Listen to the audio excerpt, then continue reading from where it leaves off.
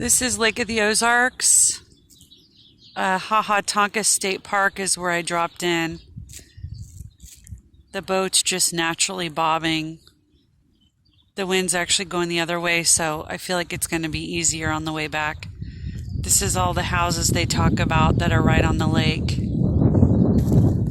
See, it's turning me around naturally, and then it's great. It'll be a quicker, less paddly way back. Anyway, it's pretty cool. I'm the only one out here, as you can see by the video. It's fine with me.